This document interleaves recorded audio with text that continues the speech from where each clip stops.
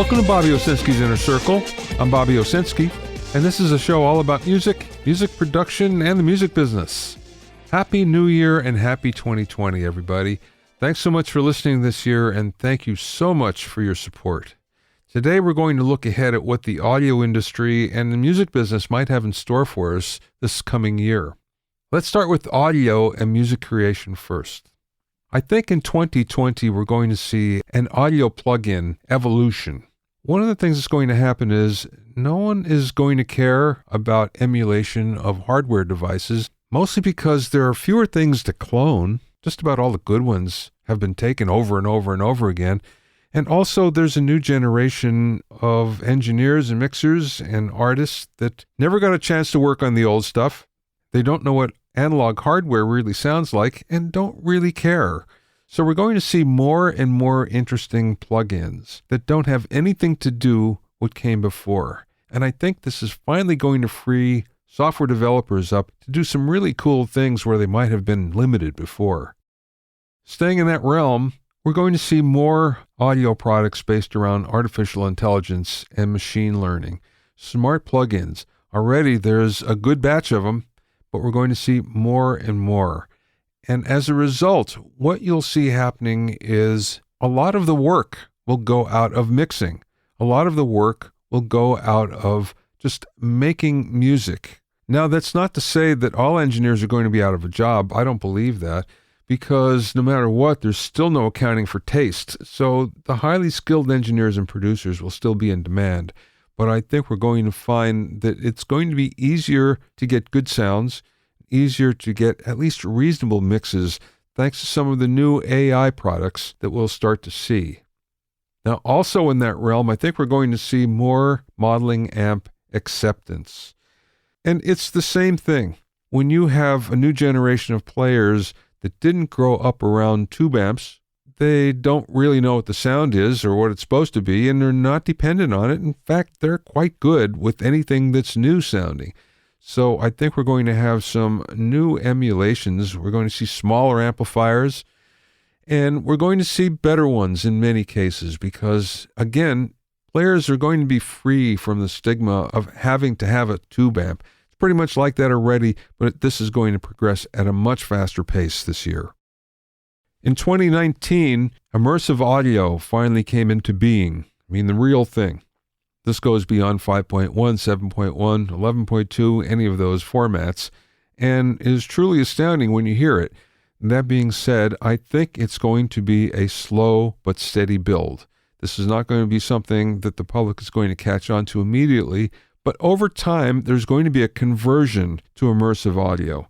And this will actually provide work for a lot of engineers, a lot of mixers. Now, this is all spurred on by consumer hardware. And we won't know much about that until CES, coming up in a few weeks. But that being said, with the release of new consumer immersive products, I think that's going to bring on the acceptance of immersive audio. Now, here's the only thing that might stand in its way. There are two competing formats. There's Dolby's Atmos, and that's been accepted by a couple of the major record labels, Universal Music and Warner Music. But then Sony has its own immersive format called Sony 360. And of course, Sony Music is on with that. So here we are again, competing formats. So we'll see which one actually captures the heart of the consumer. In this coming year, we're going to see USB 4 finally hitting computers, hard drives, interfaces, everything around us. That's going to be a good thing. We're going to see USB 3 fall away. We're going to see Thunderbolt, I think, fall away because USB 4 basically has the best of all those worlds. And here's one of the really good things about it.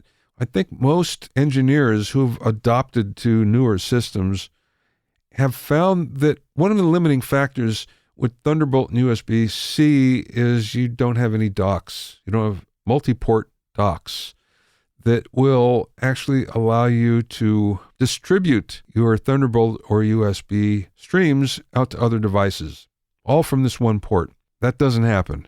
And it's because the ports are really expensive. USB 4 is going to change all that. We'll be back to the docks, the inexpensive docks, I think you'll find that everything is going to be a whole lot better in the world of interconnecting computer devices. Another thing I predict is that digital patch bays will finally catch on. They will finally be accepted over analog patch bays. And of course, digital patch bays have so much more to offer than a regular analog patch bay. But because we haven't seen them in the past all that much, there's a little bit of trepidation by studio owners for going that way. However, they're not that much more expensive than an analog patch bay when it's all said and done. They're easier to actually install, and I think you'll find this is the year that they're going to gain widespread acceptance. I think the widespread domination of Avid Pro Tools will be chipped away more and more this coming year. There are so many good digital audio workstations out there that are equal or better than Pro Tools. And the only thing about Pro Tools, it's established as a standard, and that's why people use it. But again, we have a new generation of engineers that aren't all that beholden to Avid and to Pro Tools. And I think we're going to see more and more the chipping away of the domination of Pro Tools accelerated in the coming year. One of the things that's going to happen is gear is going to get more expensive in the coming year. Part of it has to do with tariffs. Part of it has to do with China raising prices. And with or without the tariffs, that's going to happen. One of the reasons why is China has a rising middle class. They want to get paid more. So we're going to start to see manufacturing cost more there. As a result, we're already seeing a migration from manufacturing in China to manufacturing in other countries like Indonesia and Vietnam. But that takes time, and I think 2020 is going to be the transition year for that. Mastering has become an endangered occupation. I think we'll see more of that happening in 2020. Of course, just like skilled engineers, the top mastering engineers are not going away. That being said, there's less and less work, especially less and less major label work. So a lot of them won't be able to stay in business. So you'll see the older ones actually age out and retire, and some of the newer ones will get into it, but not as a full-time job because there's going to be less and less work for that. So you're going to see more and more self-mastering, especially by the really good engineers. Now, one of the things I predict for 2020 is that we'll have a breakthrough in soundproofing. Up until now, if you wanted to soundproof your room, it took brute force.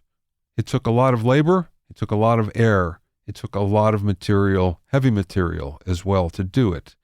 There are a few breakthroughs that are on the horizon that I think will become commercial this year. So we'll find it easier and easier to soundproof your room if that's what you want. In 2020, artificial intelligence is going to become an even bigger part of everything involved in music creation and distribution. From audio production to A&R to playlist selection to data collection, track suggestions, more and more decisions will be made outside of human hands. Every artist will need to understand how AI technology plays a part in their professional lives and how they can make it work to their advantage. One of the things that's coming in 2020 that may revolutionize streaming royalties is Deezer, the French music streaming company, is introducing user-centric royalties. So up until now, all of the funds from advertising and subscription goes into a big pot, and then it's distributed upon a complex formula. So this is the way Apple Music and Spotify works. Deezer is going to employ something new. Basically what it is, if you listen to Coldplay, and that's all you listen to, Coldplay is going to get most of the money that you paid that month. So, in other words, the money that you pay into a streaming service is going to the artist that you're listening to directly. It's not going into a big pot and then sorted out later. So this is what's known as user-centric royalties. Deezer said it was going to roll this out in the beginning of 2020. And if that happens, I think you're going to find that artists are going to like it and consumers are going to like it as well. Well, I've been predicting this for 4 or 5 years. There's no point in stopping now. I believe that Apple Music is going to stream in HD. In other words, high definition. It has a huge library going back 10 or 11 years now of nothing but HD masters. And that means anything CD quality or better, and they've been collecting 96K 24 files for a really long time. I think Apple will now take advantage of it, and we're going to see a new tier this coming year. Streaming right now is down to just a few players. So Spotify, Apple Music, Deezer, Tidal, SoundCloud, there's maybe a dozen throughout the world. However, there's going to be a new one this coming year from ByteDance. And ByteDance owns TikTok. And it's a very well-funded company. They already have licenses that they got from the major labels, and they're going to come out with a brand new streaming network. Now, they're smart. They're not going to focus on the United States. They're, in fact, going to focus mostly on the Asian listening community, especially India, and establish there and then move west. But I think you're going to see Spotify and Apple Music and everybody else, especially Spotify, get nervous with this. So you'll see some very interesting responses as a result. Here's something that's going to happen that I think will be a big deal for a lot of artists. We're going to see purging of streaming catalogs. So now most streaming services have 50 billion plus songs. Of course, no one can ever listen to that many, and no one does. And there's been many surveys that have found that there are tens of millions that have not been streamed at all or only been streamed less than 10 times total in their lifetimes. Storage is cheap, but it still costs money. And I think you're going to see streaming networks get tough on this and say, if no one listens to your stuff, we're not going to present it. So you're going to see streaming catalogs purged. And this is going to start in 2020. Streaming is somewhat stagnating in terms of growth. That's going to continue, but especially if there's an economic downturn. We're going to see streaming really take a hit there. If there's unnecessary things that you cut out when money is tight, one of those things are going to be streaming. And it's not going to be only for music. We're going to see it on video as well. So if this economic downturn hits, and sooner or later it's going to, and the experts predict it's going to be soon, I think it's going to hit music really hard. Now, the music business is really hoping that augmented reality products are going to take up the slack from streaming, and already they're trying to roll out products that are based around augmented reality. We haven't seen too much up until now. 2020, you're going to see more of this. Will it be successful?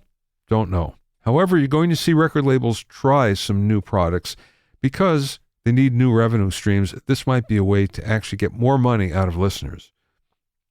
If you're an artist and you advertise on Facebook or Instagram, it's been fairly easy up until now. It's going to get harder in 2020. Yes, the algorithms are all changing. We can see it already. That's happening. But in 2020, it's going to be much harder, much more expensive to reach the audience that has been fairly easy up until now. YouTube is about to make it much harder for their creators. They're demonetizing channels. And basically, again, if you don't make money for them, then they're going to demonetize you completely and may even delete your account if they're not what they call commercially viable. So that is going to be a big change. Once again, storage is cheap, but it does cost something, especially when it comes to video. There's a new California law, AB 5, that looks like it's going to hit independent contractors really hard.